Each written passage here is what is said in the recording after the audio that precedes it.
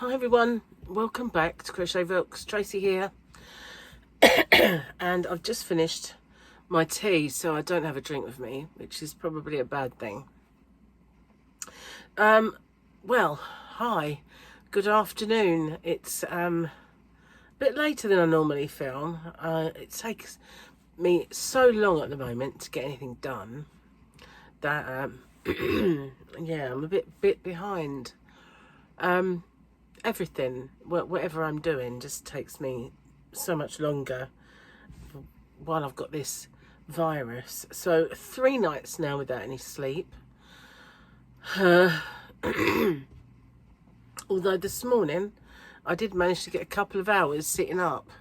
But yeah, I suppose over the last 72 hours, I've probably had about 5 hours sleep in all throughout that time, which ain't great. And I probably look, although my face is exploding well, I probably look really awful, and I do apologise. And if I keep doing that, then, you know, it's got to the respiratory phase. So I'm hoping I don't need antibiotics. I'm hoping that it eventually just goes, but at the moment really wheezy, and that's why I can't lay down. And just kind of trying to get rid of it on my own. So today I did a couple of yarny videos, one of which is some happy mail kind of thing that I ordered, and it came today. It'll probably pop up tomorrow, maybe, I don't know. But yeah, I'm not really, I kind of feel like I've done nothing. I know I haven't. I mean, I've been catching up with my winners videos and doing all of that. So I have been doing stuff, but I just feel like I've done nothing. It takes, because it takes me so long to just maybe do some washing and hang it up and all that sort of thing.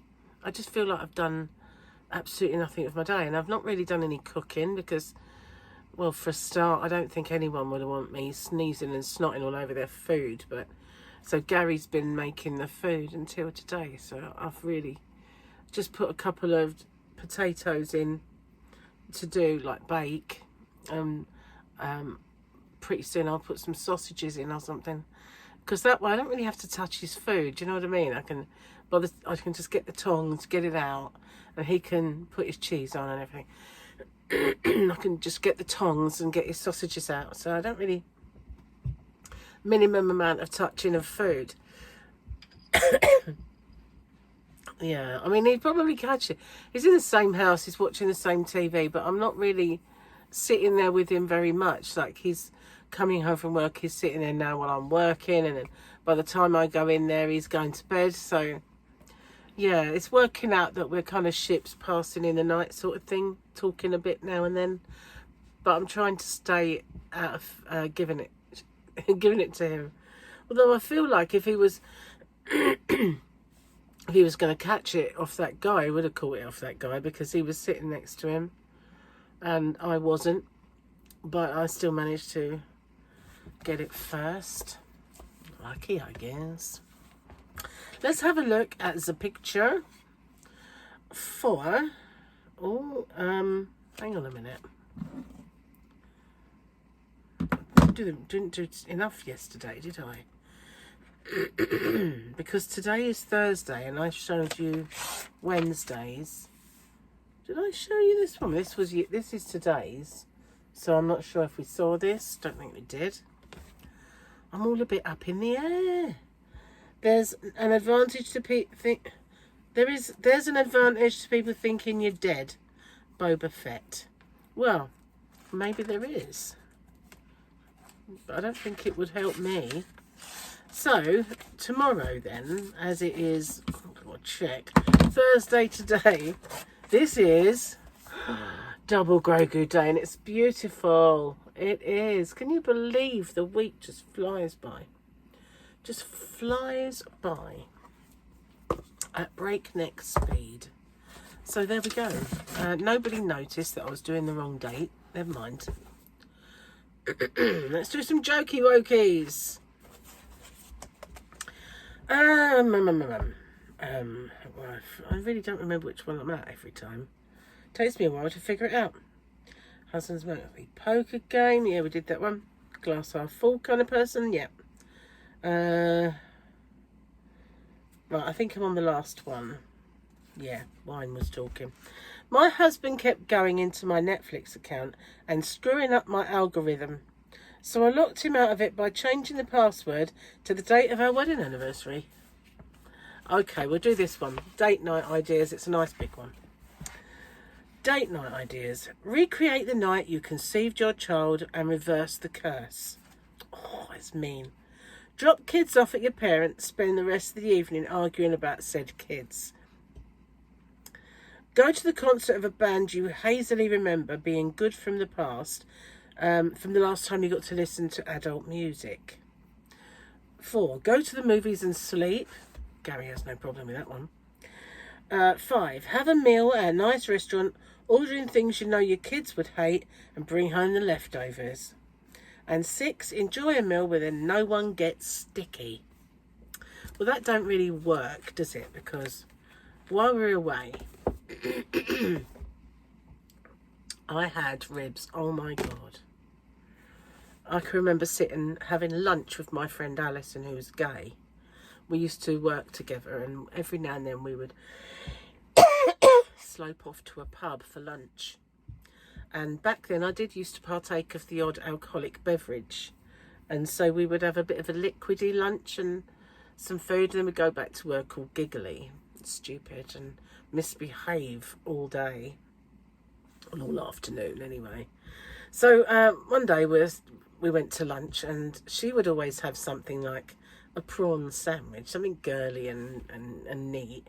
And I thought, oh, ribs. I ordered these ribs.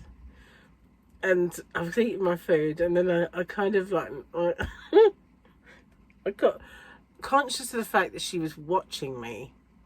And as I sort of looked up, I knew my face was covered in ribs, my hands were covered in ribs, and she was just looking at me. She was a vegetarian. Okay, so she was looking at me, and I went, all I could think of to say was, good job I'm not trying to impress you, isn't it?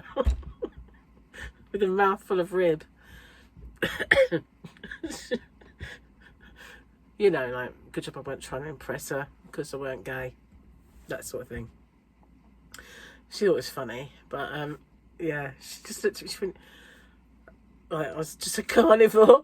She's vegetarian and being all dainty with her little, she was very girly lesbian, and she had like real triangular pretty sandwiches with a little bit of garnish, you know, it's really like ribs, sauce.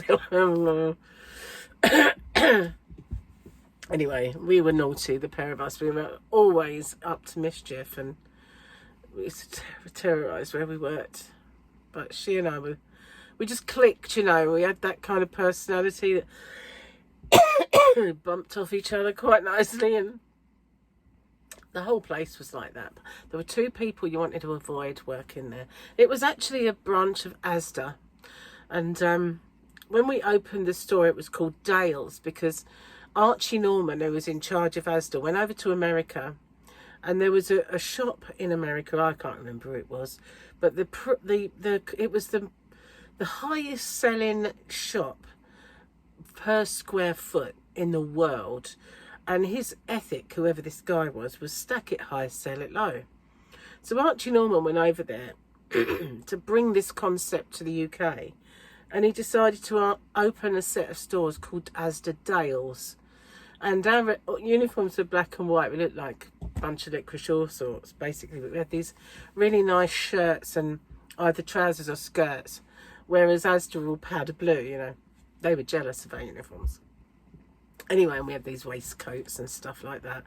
And, yeah, we had this, you know, stack it high, sell it low sort of thing. But at the same time, making it look like a proper store rather than just a dirt on the floor store, you know. So yeah, we went away and we learned all this stuff, and we came back and we opened the store, and there was only 5 in the country. And for some reason, I was very good at that job. And so yeah, Alison was one of the managers of checkouts. I managed the office, and we had these kind of teams, but there was only 2 people in the whole building that was mean, you know, and they were 2 people you avoided, but the rest were all like a family, and it was a lovely job. Really, really nice people. I'm still in touch with some of them to this day. Really, really smashing bunch of people. And I did miss it when I left. But I left for political reasons, not political as in like politics, but the politics of the company, and of a person who was doing bad things that I didn't agree with, and so I just kind of said, "Right, you see you later." And yeah, did miss it for a while until I started working for the ambulance service, and then I had another another job that was big and all-consuming. Not only 2 people that were mean there, though. It's quite a lot. But, you know, I was never really good at working for the man, you know. I should have worked for myself all my life. I did have a job where I had my own business some time ago. And for 3 years, before I worked for Asda, actually, I worked for myself. And that should have told me, you never want to work for anyone else again. You know, at least when you work for yourself, if your boss is an idiot, then it's you. So yeah, anyway, I enjoyed working for myself back then, and it was something I should have carried on doing and never ever worked for anyone else again. I don't play nicely with bosses. I don't, because I see everything they do wrong and flaws, and I can't stand it. You know, it's like, you know, you expect the people that run the businesses and are in charge not to be full of the human flaws that children in the playground are full of, like playing favourites and you know, things that are like very, very unfair, but don't do as I say, do as I don't do as I do as I say, and all that sort of stuff, you know. And I can't stand that. I can't stand any unfairness. You know, I can be a manager, and I can treat everybody exactly the same, whether they love me or hate me. You know, it doesn't matter. And I can treat the top brass and the cleaners and everybody else exactly the same. I've got this fairness gene, and I can't stand it when people are not like that. You know, and there were some people, you know, that over the years that are just, especially at the ambulance service, that were kind of like children in the worst possible ways, you know, when you get those ones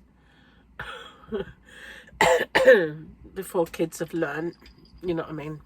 Anyway, doesn't have to happen anymore, does it? So don't need to lament those days. But while I love the job, you know, I did love the ambulance service, and I loved the training and a lot of the people. There was an awful lot that was wrong with it. And I stomached it. It's a word, stomached it for 13 years, with the odd kind of sick period. Stress, really. But yeah, 13 years was the longest job I ever had, and heaven knows how I stuck it. Really, to this day, I don't know. Probably because of the people that were lovely, and, you know, the job itself being so rewarding.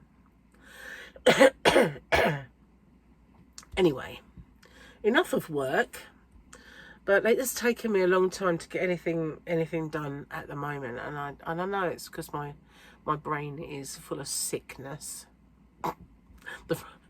the worst kind of sickness, you know. Not that. You know what I mean? Oh, and a facial explosion. That's not too bad. No, I've even noticed my voice is a little bit better, because I can, well, it's not a good example. I breathed, but it was noisy. I can breathe better, like the actual congestion around here seems to be going, but it's all kind of here now. So I'm hoping that it's going to go, and it doesn't need anything to help it on its way. That's what I'm hoping for. So I just realised how hungry I am, because I had breakfast, and when you don't sleep all night, you tend to get really hungry. I mean, your body's keeping going, so, you know, whereas you don't have that shutdown period. So I had my breakfast, which was 2 bacon rolls, and I was meant to eat my chicken noodle soup for lunch. But I was busy working, and like I say, it taken me ages to get it done. And I looked at the time and I thought, it's nearly 4 o'clock. Gary will be home soon, so too late to have lunch. Anyway, I just put some washing out to dry. And when I looked, he'd made his way to the fridge and he was eating a chocolate bar. So someone else is a bit peckish, I have to say. So last night, as I couldn't sleep, I couldn't lay down, what did I watch? I've been watching, as I said, Ross Kemp on the association with the mafia in London. I fell asleep watching one of those, and I had a bit of a... I couldn't stay awake, my eyes were nodding, and so I missed too much of it. You know, I wasn't sleeping as, like, hours and hours, but I was kind of having a bit of a 10-minute, and then, like, another 10 minutes. So I missed too much of it to make sense. So I'll have to go and watch that one again. But last night I was watching about Mohammed Al-Fayed and his, you know, kind of deviance, proclivities to being like a sexual predator and all that. So I was watching this documentary about all the poor women that worked at Harrods when he had Harrods. So that was interesting, watching that. There's something else I watched, but for this precise moment I can't actually remember what it was. Caught up on soaps. What was I watching? Do you know, I don't remember. It's, you know, when you're tired and you're watching something but you're not really giving it 100%. I think that's what it was. You know, if something jogs my memory, I'll remember what it was, but at this moment in time I couldn't tell you. I was on autopilot. Autopiloting myself through night TV. Yeah. Can't remember what it was. It's terrible, isn't it? It wasn't that long ago, you know. Oh well. So I unboxed some, well, it was unbagged my order that I got from Hobbycraft, not to be mistaken with Hobby Rocks. And some of those yarns I will swatch up, and when I get the opportunity I'll make something, show what they're like. I feel like my ears are going to pop. Hang on. There we go. They've done. Oh, it's ever so loud now.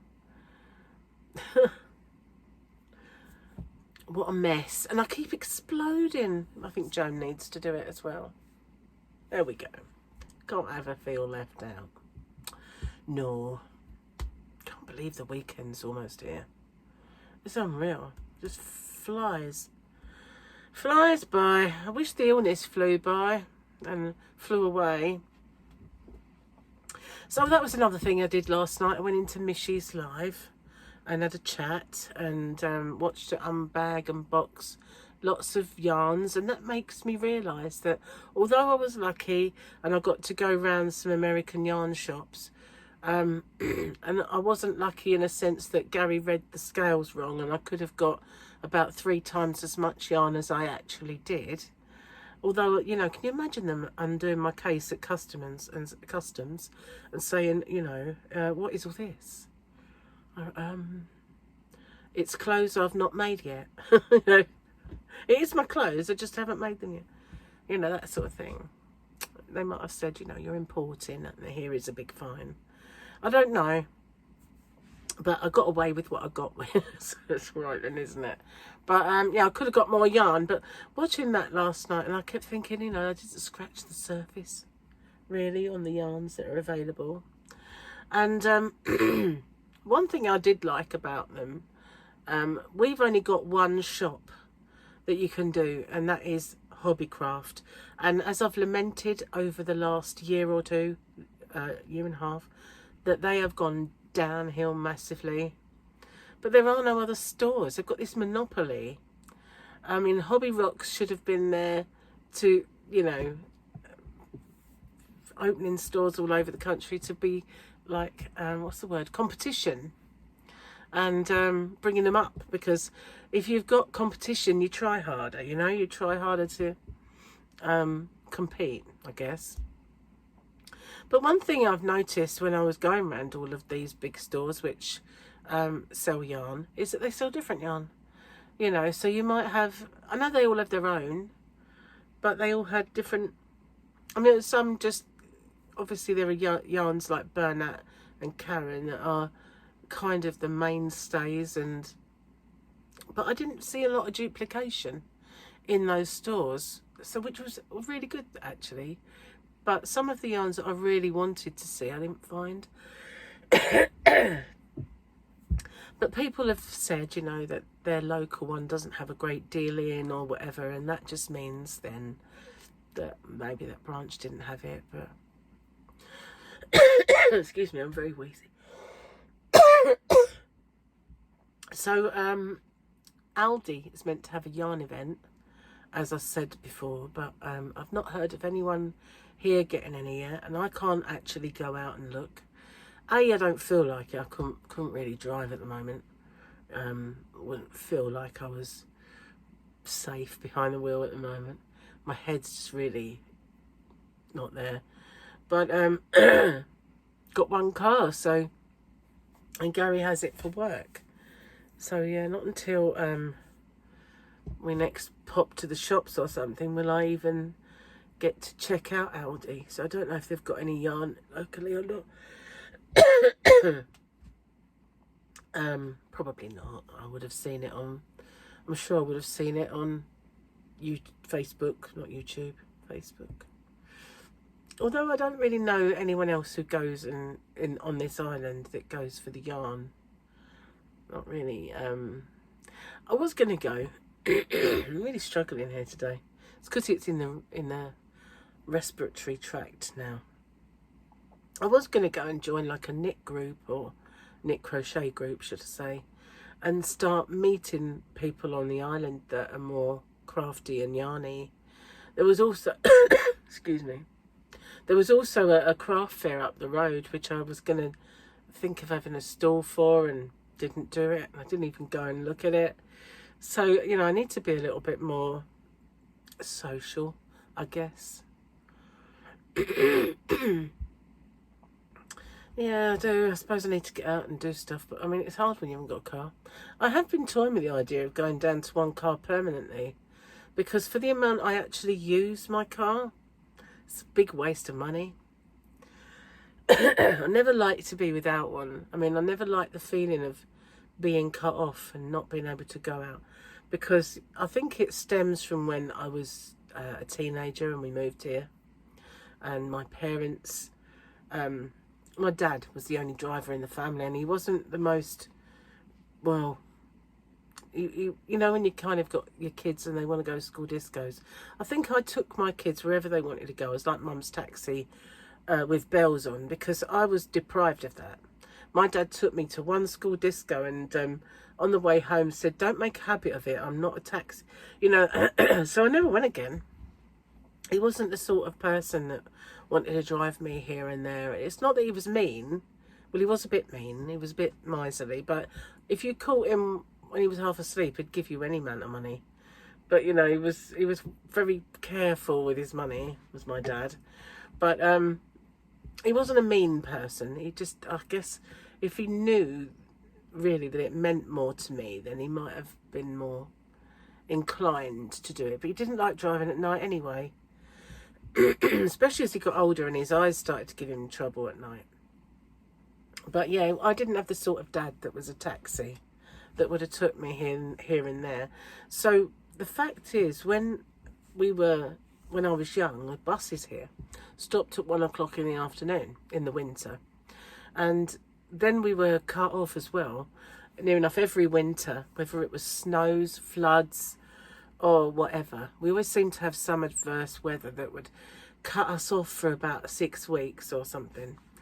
And that was very, very depressing for a young person who wanted to get out. And, you know, I had a boyfriend that used to come down and take me here and there, but he would come to me, pick me up, and we would either go to London or we'd go out and about. But he, you know, obviously was a bit older than me. So, yeah, and I couldn't do that. Couldn't go out, couldn't do anything. You know, I wasn't really into hanging out round the corner with kids from school. Wasn't into that. I was that's a bit boring and a bit childish. I don't really want to do that. So, yeah, I think it stems from there. From not liking that feeling of isolation and being cut off and not being able to do anything. So I've always really it's not sat well with me when I don't have a car. But it sits out there and it doesn't get used that much, really. I mean, on the odd occasion when I go out, meet up with Victoria, or when I go around Mike's, or if I go to the shop, which is not very often because I'm always working now. Because I'm at home, I think it's hard to, you know, people don't think of you as being at work, but it takes me a good kind of chunk of the day to get everything I've got to do done, especially at the moment. It takes longer. So yeah, I don't know. Sometimes I think about giving up the car and saving all that money on the tax, insurance and MOT and all that stuff, because is it worth it? But then again, I'd be isolated and I wouldn't be able to meet up when people say, you know, do you want to go to the zoo or whatever, and that would be a bit even worse, wouldn't it? But it is a massive expense to just have there as a occasional thing. Anyway, we'll see. I'm going to get off and upload this because I'm struggling with the wheezing today, and I haven't really been doing a great deal other than, you know, washing, working. I haven't really got any further forward with sorting out my claims and stuff like that for the airline, but I did get in touch with Excalibur because they were meant to give me my deposit back and they haven't, so I'm kind of making little inroads into all the little jobs I've got to do. But I think I might need to make a list of to-do list, and once I feel a little bit better I get stuck in. I don't really want to do it at the moment because I feel like I might miss out stuff. You know, my brain isn't as clear thinking as it should be. Anyway, thank you for watching, and I will see you guys on the next one. So watch out for my little well, one of them has gone off today, but one's tomorrow, and that is my little bit of a yarn, I'll say a haul. It's not even big enough to be called a haul, but my little treat from my little yarny purchase. Happy mail. I'll see you tomorrow. Bye for now. Take care, everyone.